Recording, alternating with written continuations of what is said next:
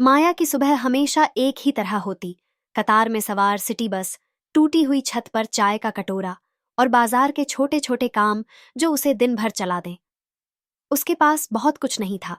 एक पुराना घर, थोड़ी सी बचत और एक बेटा, आरव। आरव बचपन से कलाकारी में दिल लगाता था। कागज पर लाइनें खींचते हुए वह अक्सर कहता, माँ, मुंबई में आर्ट कॉलेज है। माया ने उसकी आंखों में वही चमक देख ली थी जिसे वह कभी खोना नहीं चाहती थी। बीते दिनों की कहानी लंबी थी। आरव के पिता ने जब छोड़ा तो माया ने चादर की तरह अपने सारे फैसले पुत्र के ऊपर ओढ़ लिए।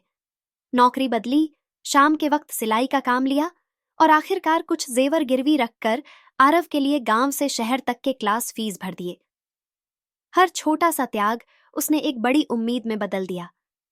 आरव का नाम किसी कला प्रदर्शन में चमक उठे। पर असली परीक्षा तब आई जब आरव को एक टॉपर कॉलेज ने इंटरव्यू के बाद प्रवेश दे दिया। खुशियों की कोई सीमा न थी, बस एक छोटी सी बाधा थी। दाखिले की जमा रुक्म बहुत कम समय में चाहिए थी। माया के पास जो बचा था वो भी उसने पहले ही अपने काम में लगा रखा था। उसके हाथ कांपने लगे, पर उसने मुंह नहीं खोला। वह जानती थी कि अगर उसने बोल दिया तो आरव अपनी आंखों में देखा हुआ विश्वास खो देगा, और वह ऐसा कभी नहीं चाहती थी। उस रात माया ने वही किया जो वो अच्छा जानती थी। चुपके से बाजार गई। आंगन में कंटा हुआ झपट्टी सा चांद था और चौराहे पर लैंप की आवाजें थीं।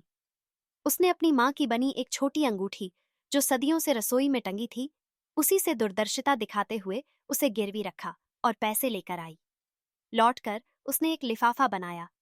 उस पर सिर्फ एक लाइन, आरव के सपनों का टिकट, और उसे कोठरी में छिपा दिया। सुबह आरव ने वही लिफाफा पाया और अपनी माँ की आंखों में चमक देखकर लगा कि जिंदगी ने उसे सबसे बड़ा तोहफा दे दिया है। आरव कॉलेज पहुंचा। उसने देखा कि शहर बड़ा है, लोग तेज हैं और प्रतियोगिता क्रूर, पर उसकी माँ की मेहनत और धैर्य हर दफा उसे टिकाए रखते। सालों की पढ़ाई, रात भर की स्केचिंग और कई ऐसे पल आए जब हार नजदीक थी, पर माया हर फोन कॉल पर बस एक ही बात कहती, आरव, जाओ और अपना काम करो। उन शब्दों में एक असहनीय ताकत थी, जैसे किसी ने चुपके से उसकी रीढ़ मजबूत कर दी हो। फिर एक दिन ऐसा वक्त आया जब सफलता ने दस्तक दी। एक बड़ी प्रदर्शनी में आरव की पेंटिंग चुनी गई, पर उसी हर्ष के बीच एक खबर ने सब कुछ झकझोर दिया।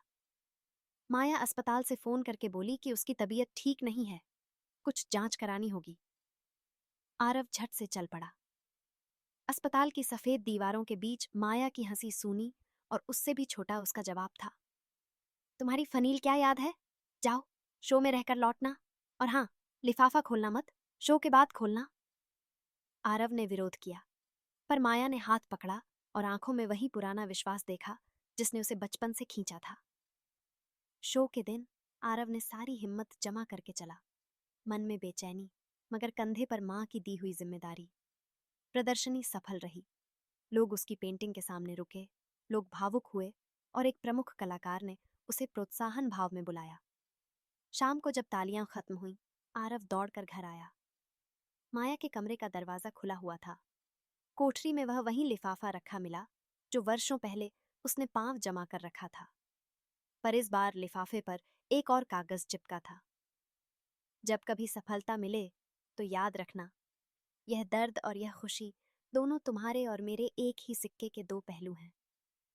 लिफाफा खोलते ही एक छोटी तस्वीर निकली, माया की अपनी पहली पेंटिंग, कुछ स्केच और एक पत्र। पत्र में लिखा था, बेटा, जब मैंने तुम्हें जन्म दिया था तब मैंने भी दुनिया के रंगों को देखा था। मैंने खेल खेल में पेंसिल उठाई, पर फिर जिम्मेदारियां आईं।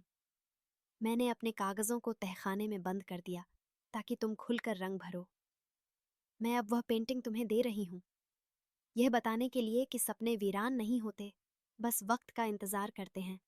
जब तुम मंजिल पाओगे तो एक दिन वापस आकर हमारी छोटी सी गैलरी खोलना, वहीं से मैं भी फिर से पेंट करूंगी।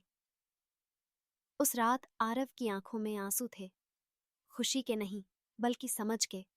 उसे एहसास हुआ कि माँ का त्याग सिर्फ पैसों का नहीं था, वह उसकी खुशी और पहचान की कीमत थी।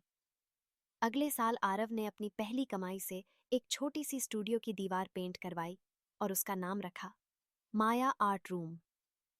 माया ने पहली बार बरसों बाद ब्रश हाथ में लिया। उसकी लाइनें थोड़ा थोड़ा सी अटकी, पर हर स्ट्रोक में वही पुरानी मुस्कान लौट आ गई।